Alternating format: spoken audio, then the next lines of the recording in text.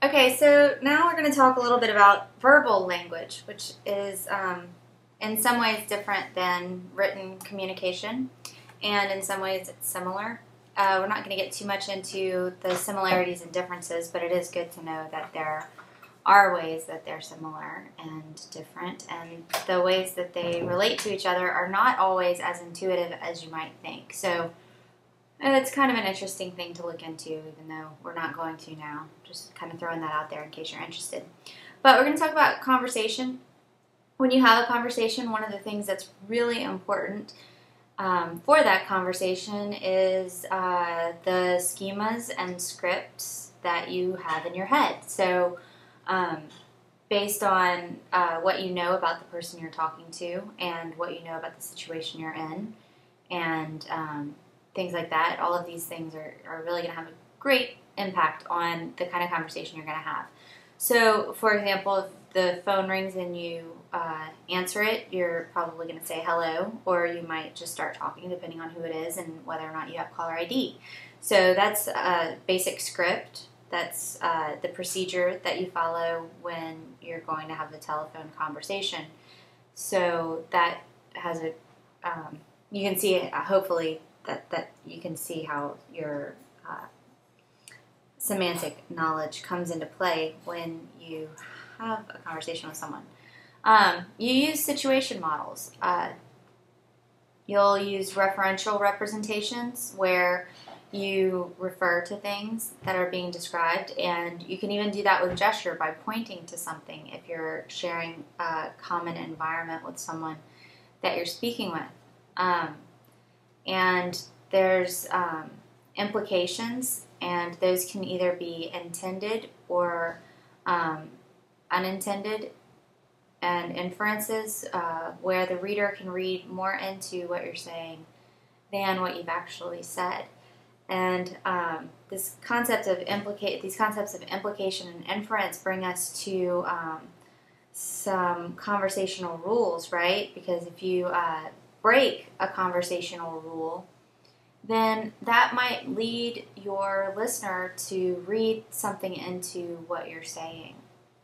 And this is important, especially when we take a cognitive science view on these principles, because when we look at cognition from this cognitive science standpoint, one of the main things that we're doing is pulling in other fields like anthropology or computer science, and language gets really interesting because from an anthropological standpoint, we can see how different language is for different cultures, right? Like the Sapir-Whorf hypothesis that different cultures won't even understand concepts if they don't have words for them.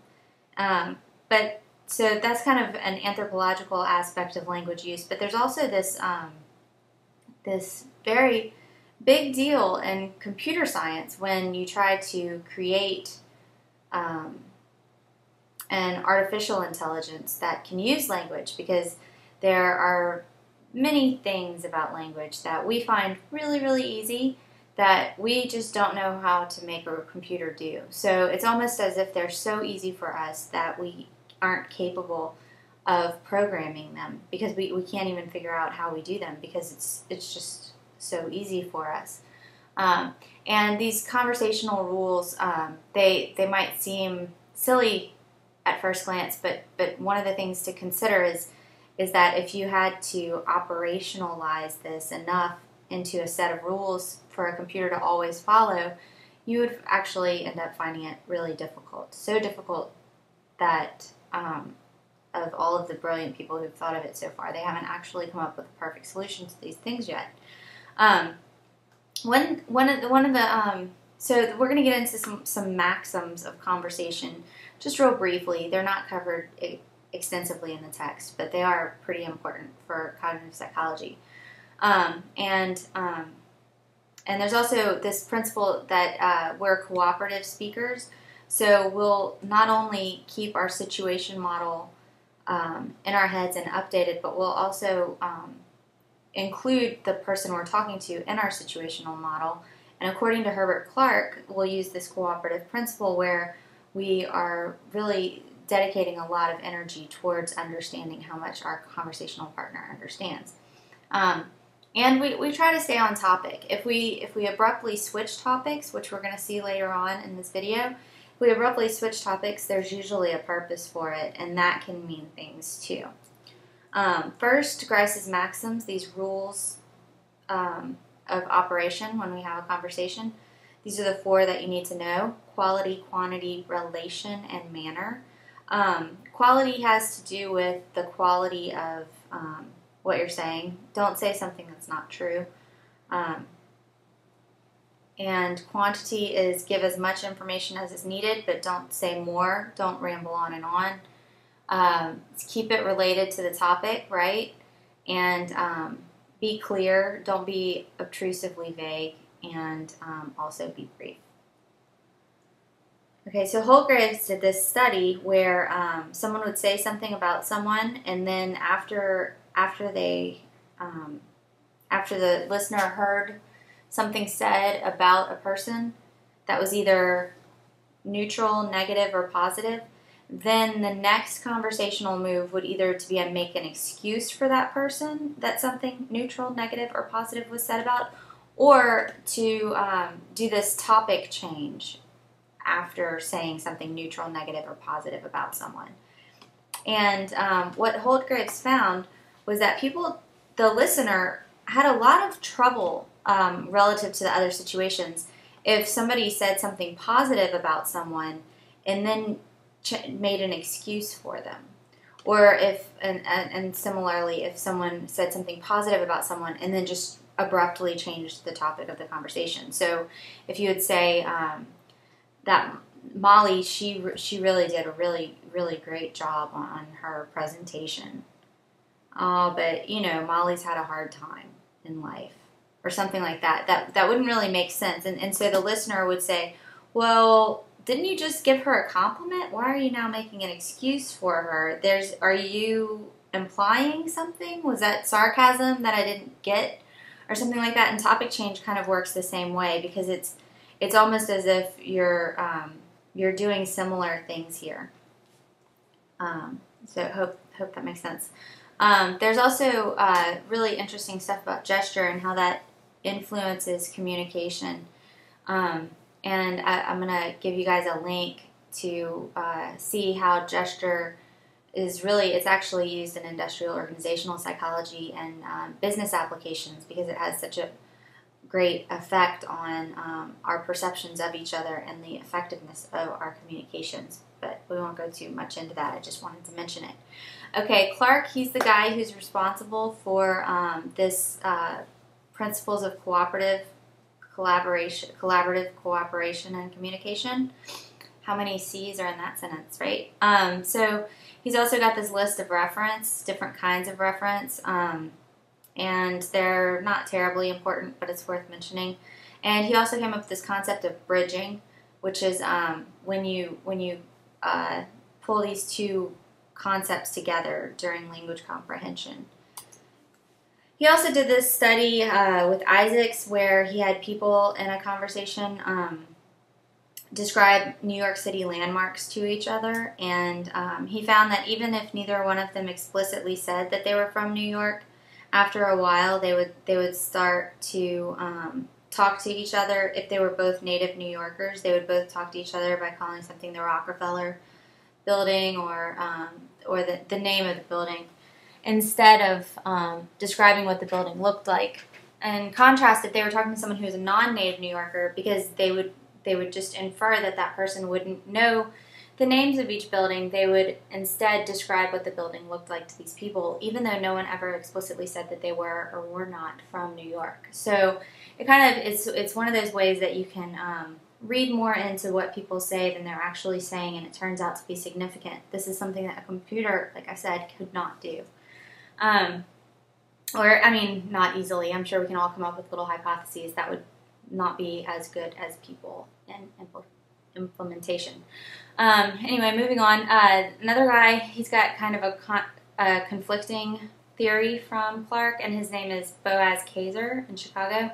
And he says we only take into account our own perspective, but then if that seems to not be working for us, then in that case we'll consider our communicative partner's perspective kind of as an afterthought. Like if it's not working to be egocentric, then we'll turn around and consider our conversational partner's perspective. Because we do in some way, even if you're talking about Kaiser's view or you're talking about Clark's view, in some way we do use situational models. And because we use situational models and we're having a conversation in real time, we do need to update these situational models when we have a conversation. So this concept of updating, kind of going full circle. We started this little presentation talking about how the schemas and scripts influence our conversations, and now we're going to finish off talking about how we update those schemas and scripts or situation models. All very related concepts, somewhat different from each other, but basically the same thing for our purposes right now. Right, we're having a conversation. We have a schema kind of situation model for what's going on in the conversation. But as we have the conversation, hopefully we're learning things and developing new concepts, and so we'll need to update this model. Morrow, Greenspan, and Bauer had an experiment where people memorized a map, and they actually had the people, their experiment in some ways is similar to the method of loci because they associated different things with different places in a physical space, and they had the people walk around this map and have these different objects in different locations. And when the people were asked about these different objects as they were walking through these rooms, they found that the further the room was from where they currently were, and both temporally and mentally, the longer it would take them to react to that item. So if the person would just start in this washroom, bathroom, right? If they were to start right here and then walk from here through the repair shop to the lounge, then we would call the washroom their source room because that's where they started. That's the source of their activity. Okay, and in this washroom there's toilet, lockers, mirror, and a sink.